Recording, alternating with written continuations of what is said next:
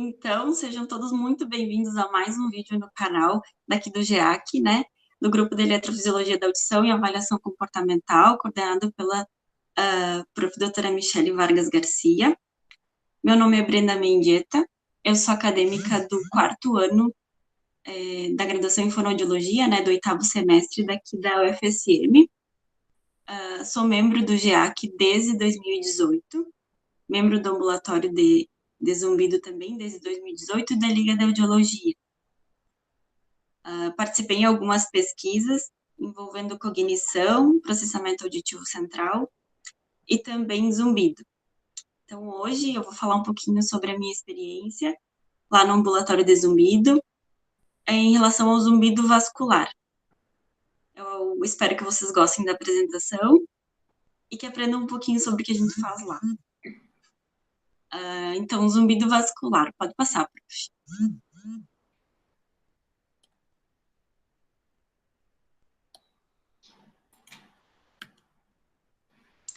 O zumbido ele é um sintoma definido como a percepção auditiva na ausência da fonte sonora externa, né? Como a grande maioria já conhece a definição do zumbido.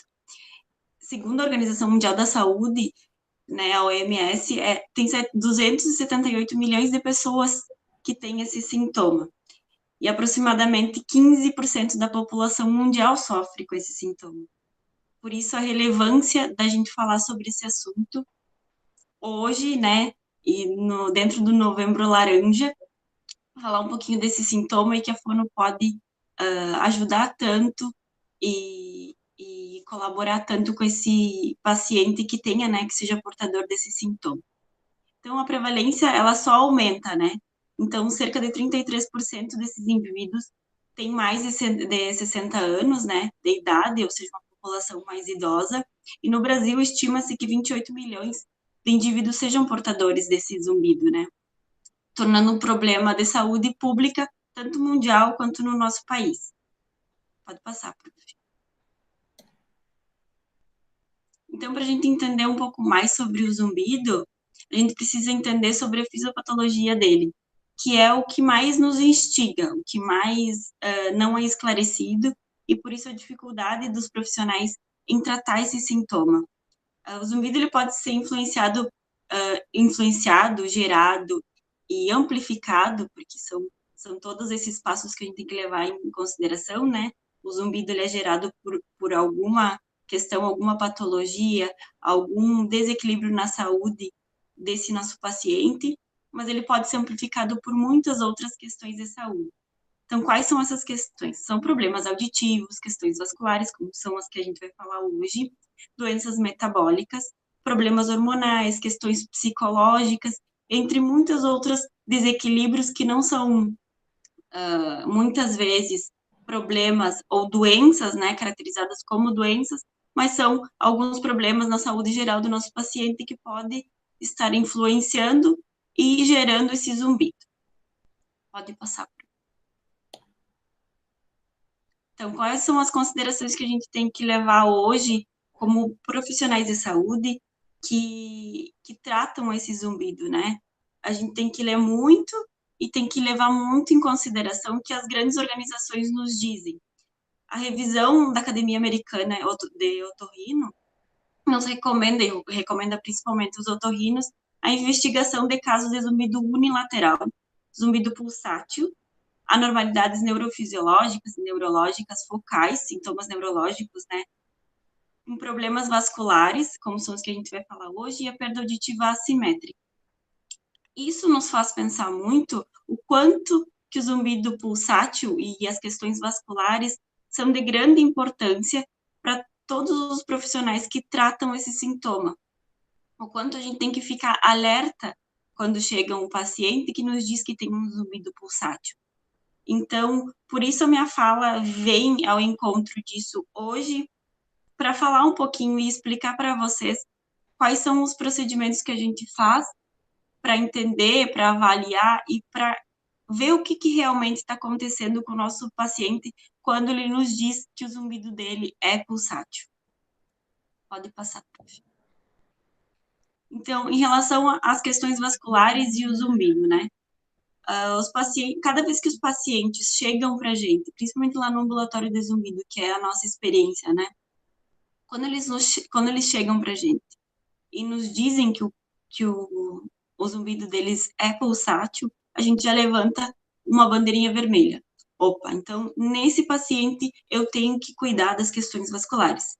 Eu tenho que investigar, tentar entender, para que eu possa, como fono, encaminhar da melhor forma e entender meu paciente, o que nele está influenciando e quais são as queixas dele, para além do zumbido, mas que também estão relacionadas com as questões vasculares. Por isso a importância, porque muitas vezes a gente não vai tratar esse zumbido pela parte vascular, né? A gente não vai mexer em coisas que não são da fonoaudiologia, mas a gente tem que saber encaminhar e saber quando a gente se depara com o zumbido pulsátil, o que ele pode ser, e principalmente quando chega para a gente vai ver o prontuário do paciente, como é lá no USM, né? No nosso ambulatório, a gente vai ver, vai entender qual é o relatório, o que diz lá da cardiologia, o que está nos dizendo dos exames do paciente, para que a gente consiga conduzir o tratamento e a terapia fonoaudiológica em relação a esse zumbido. Então, das questões arteriais, nós temos várias doenças que têm a ver com as artérias. Então, artérias que têm fluxo do pescoço para cima. Então, as principais doenças, como está descrito aí, são as doenças de carótida, né? Essa aberrante da orelha média, essas são as principais, as de orelha média, as artérias que estão muito perto do ouvido, então todas essas são as doenças mais comuns, de acordo com a literatura. Então, as venosas, que é outra coisa que a gente tem que entender, a mais comum é esse venoso que é proporcionado pelo bulbo jugular. Então, alguma coisa que está acontecendo ali nessa região. Para a gente entender um pouco mais sobre essas doenças, que são as mais características na literatura em relação ao zumbido, a gente precisa entender um pouco mais como funciona essa fisiologia e essa anatomofisiologia das questões vasculares. Pode passar, prof.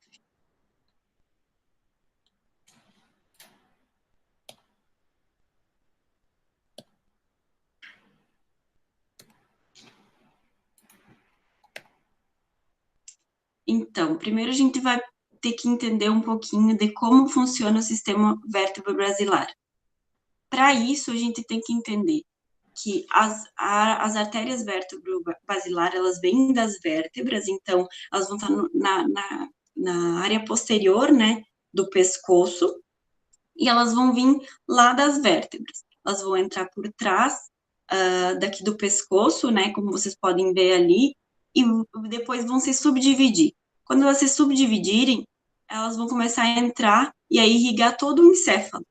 Então, vai ter a superior, a posterior, a anterior, né? Então, todas essas artérias, elas vão ir se subdividindo. E a cada subdivisão, elas vão irrigar uma área diferente no cérebro. E por isso que a gente tem que estar atento para entender quais são os outros sintomas que ele tem, além do zumbido, e o que pode estar acontecendo nesse sistema, nesse fluxo sanguíneo, para que o meu paciente tenha esse zumbido pulsátil, para que ele tenha dor de cabeça naquele lado ou do outro lado, ou ele tem essa pressão na cabeça quando ele levanta e o zumbido piora. Então, para entender todos esses sintomas que o nosso paciente vai nos trazer em conjunção com os exames lá da cardiologia. Pode passar. Então, como que ele é subdividido? As artérias subclávicas, elas originam a artéria vertebral direita e esquerda, e elas sobem para a coluna vertebral e na altura do sulco bulbopontino, né, do tronco ali, elas unem-se à artéria basilar e dá origem a vários ramos das artérias. E esses vários ramos que a gente tem que entender, que pode ser a artéria cerebral posterior, que vai irrigar uma parte do encéfalo posterior, né? As artérias cerebrais superiores, que vão irrigar a parte mais superior do encéfalo, as artérias cerebrais posterior-inferiores, ou seja, que vão irrigar ali perto da base, né? do crânio, da base do encéfalo, e as artérias labirínticas e artérias de circunferências, né? As que vão fazendo, como vocês viram no slide passado, aquela roda, né? Aquele círculo. Então, o que a gente chama a atenção aí? As artérias labirínticas. As artérias labirínticas, elas, né, são as que irrigam os nossos labirintos, né? Tanto o anterior quanto o posterior. E por isso que a gente tem que prestar atenção na hora, né, que a gente for fazer a manobra que eu vou falar daqui um pouquinho para vocês.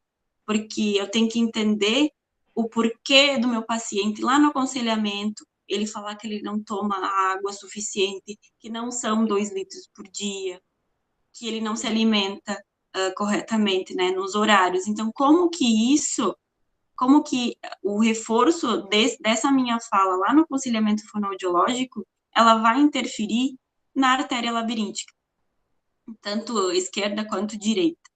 Então, por isso que a gente tem que entender um pouco mais como a minha manobra e o meu aconselhamento vai influenciar, às vezes, muitas vezes, no tratamento do médico cardiologista. Pode passar. Então, aqui eu trouxe uma imagem para vocês darem uma olhadinha em como todos esses vasos e artérias, eles estão muito, muito próximos à orelha, tanto a orelha interna quanto média ali, né? E como esses pacientes, eles podem sentir o fluxo, tanto diminuir quanto aumentar, muito, muito forte, né? Pode se sentir o som, se escutar o som desse boom, né? Desse que dizem, né, na literatura, do sangue indo, né? Do fluxo, quando tanto no aumento da pressão sobre a parede do vaso, quanto a diminuição. Então, pode passar. Além do sistema né, basilar, que eu acabei de mostrar para vocês, nós temos o sistema carotídeo. Então, como que ele se comporta? Nós acabamos de falar de um sistema vértebro-basilar que vem da parte posterior, né, do pescoço ali do paciente. Justamente, o sistema carotídeo é a parte anterior, que vai irrigar essa parte interior e vai ter outras subdivisões, que são diferentes da subdivisão feita lá pela artéria vértebro-basilar, que vai vir lá das vértebras. A artéria carótida comum, ela origina a artéria carótida externa e interna.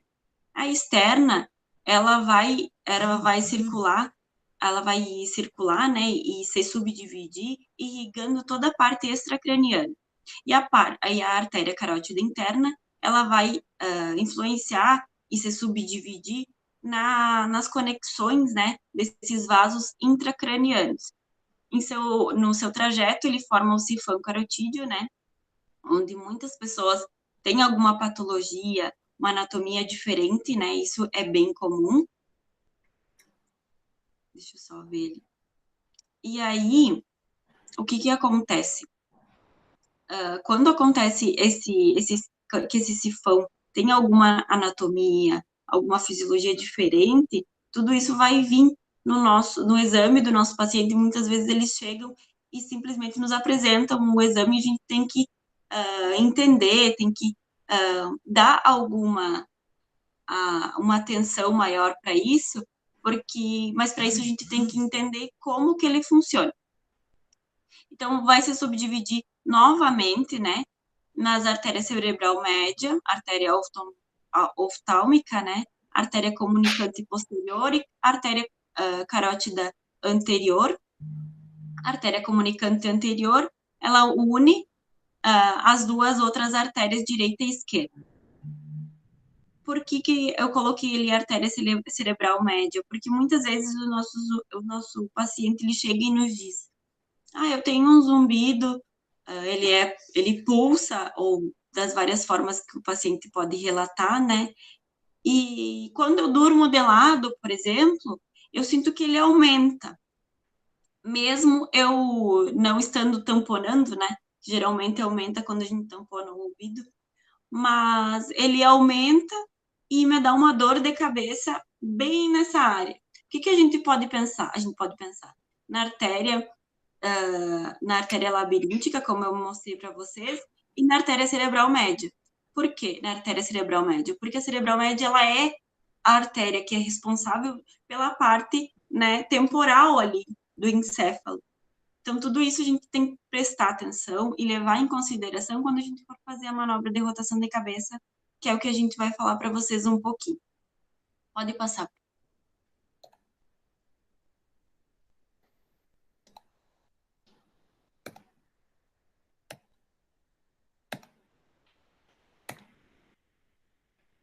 Aí, ó, para mostrar para vocês como que funciona nessa visão, né, de baixo, o cérebro numa visão inferior.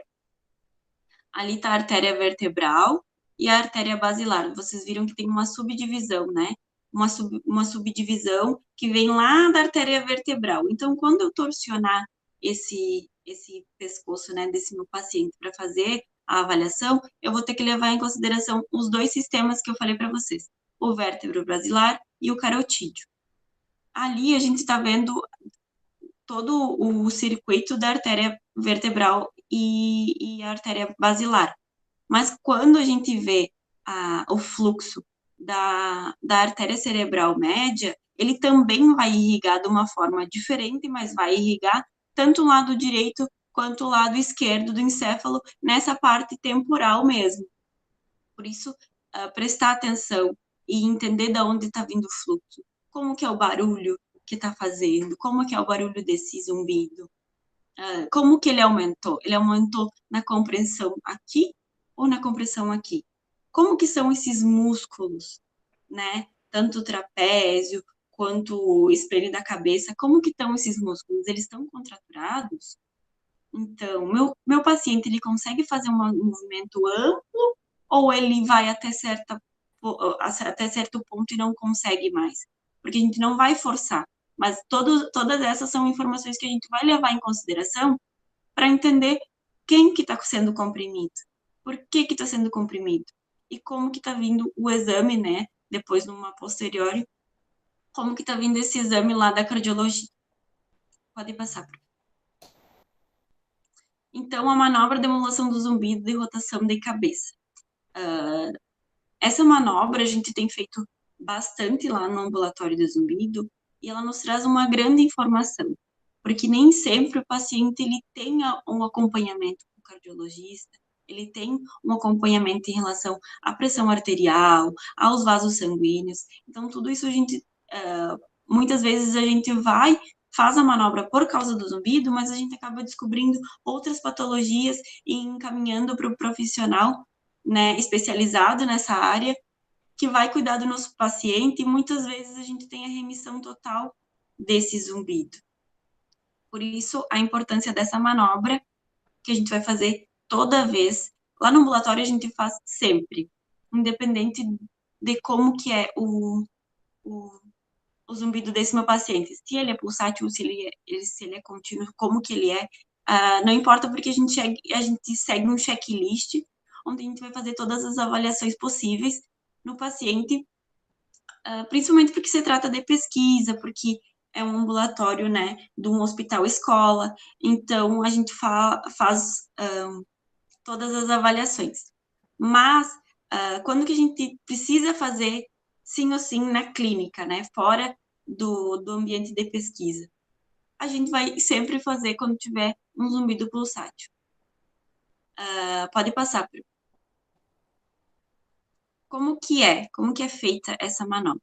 Então, a gente vai acomodar o paciente, pode ser numa cadeira ou pode ser na maca, e aí a gente vai ver como é que está o estado do paciente. Então, a gente vai perguntar nota EVA, né, na escala visual analógica, como que está esse zumbido hoje, se ele está como sempre, se ele está diferente, se dormiu bem, se não dormiu bem, tudo isso depois da avaliação ali, da anamnese. Então, tudo isso a gente já vai saber. Nesse momento, a gente vai perguntar como que está o zumbido. O zumbido, ele é na cabeça, ele é do lado direito, ele é do lado esquerdo. Então, independente de como esteja esse zumbido, a gente vai fazer bilateralmente.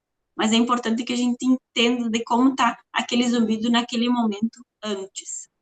Então, a gente vai acomodar o paciente com a cabeça no eixo, né? Ou seja, né, para frente, normal.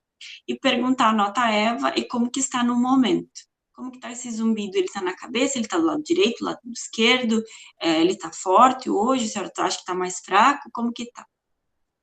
Depois a gente vai girar a cabeça do paciente para o lado, mais ou menos por 30 segundos, e nesse momento a gente tem que ter muito cuidado, porque a gente tá tratando, né, e mexendo em questões vasculares. Isso é extremamente perigoso. E a gente tem noção disso, porque já existiu relatos de pessoas que tiveram algum mal-estar, né, nesse momento. Por isso que a gente tem que ter muito cuidado ao fazer isso, porque é muita estrutura envolvida nessa manobra. Então, tem o labirinto, tem a própria questão vascular, tem as questões musculares, tem as questões de coluna. Então, tudo isso a gente tem que levar em consideração nesse momento. A gente vai girar a cabeça do paciente por 30 segundos para um dos lados, até que o paciente diga, tá bom, eu vou até aí, né? Não vai mais. Não forçar essa cabeça também. Esperar esses 30 segundos, né? Controlando o estado do paciente. Senhor, a senhora está se sentindo bem, tá tudo certo, não baixou a pressão, não deu dor de cabeça. Dizer que a pessoa vá relatando como está se sentindo. E depois a gente vai voltar para o eixo central novamente e perguntar o que mudou, como que mudou, como que tá agora, qual é a nota de incômodo, como que tá a escala EVA, né?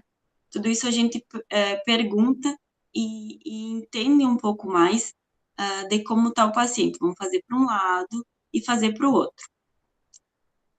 Caso tenha mudado, a gente já anota naquele momento e como ficou o zumbido naquele momento. Porque quando a gente for para o outro lado, pode acontecer o inverso, né? Piorar o zumbido novamente. Então, muitas vezes a gente ou piora o zumbido ou melhora, e tudo isso a gente vai anotando. Vai anotando já naquele momento, porque depois lá na evolução ou num pedido de encaminhamento, a gente já pede, já escreve tudo direitinho, tudo o que ocorreu para o médico, tanto o médico que solicitou, né, o responsável por aquele paciente, quanto para o que a gente vai encaminhar, né, na evolução desse paciente. Essa manobra, ela parece ser uma manobra simples, né, mas ela faz muita diferença na vida dos pacientes, na avaliação desse paciente, porque a gente pode descobrir alguma patologia desse paciente fazendo isso. Muitas vezes existe a remissão, e aí a gente tem que entender o que aconteceu. Bom, eu comprimi do lado direito, eu comprimi, mas eu liberei o lado esquerdo. Então, tudo isso a gente tem que levar em consideração. O que aconteceu? Deu uma pressão na cabeça? Qual artéria, mais ou menos, que eu estou falando? Daí a gente lembra das imagens e lembra de toda a anatomofisiologia do sistema vascular para entender o que está acontecendo. Muitas vezes vem outros sintomas associados. Então, a gente pode ter a remissão, mas por que aconteceu a remissão, a gente tem que entender. Eu tive uma paciente que ela teve melhora na manobra de rotação para um dos lados, mas ela não tinha uma questão vascular. Ela tinha uma questão muscular. Era um músculo que estava interferindo e comprimindo aquela artéria. De tão tenso que estava comprimindo. E, claro, o paciente tinha um desconforto e acabava gerando zumbido. A gente nunca sabe se o zumbido é por uma pequena coisa ou se é por uma grande coisa. Então, e como não é proporcional, a gente tem que ir descobrindo. Por isso a importância da avaliação completa de tudo, de ponto gatilho, DTM, manobra, a questão vascular, né, com a manobra de modulação, de rotação de cabeça, manobra intraconduto. Então, todas elas são importantes para a gente entender o que está acontecendo com o paciente e fechar. Olha, isso, hoje eu fechei isso. Eu acho que é isso. Isso o zumbido dessa paciente está sendo influenciado pelas questões musculares, vasculares e outras. Então, tudo isso é como se fosse um descarte, né? A gente vai descartando as possibilidades para entender um pouco mais do zumbido desse meu paciente. Pode passar, prof. Essas são as minhas referências. Então, eu agradeço, muito obrigada. Espero que vocês tenham aproveitado as informações que eu trouxe lá do Ambulatório Desumido. Que vocês comentem aqui embaixo sobre o que acharam, se gostaram, não gostaram, o que não entenderam. Sugestão de novos vídeos, porque os membros do JAC vão gostar bastante, né? E eu espero que vocês tenham gostado mesmo. Então, nós do GEAC apoiamos muito o Novembro Laranja e o cuidado com esse tipo de paciente. Obrigada.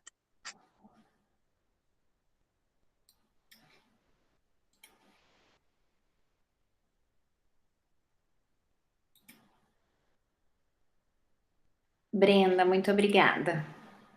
Eu que agradeço pela Excelente, oportunidade. excelente a tua apresentação. Muito, muito obrigada.